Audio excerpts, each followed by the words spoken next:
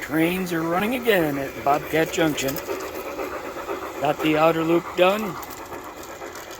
Doing a test with the old Pico Camelback. One of those $260 deals I got. Got to clean up that section of rail over the bridge there. A little dirty.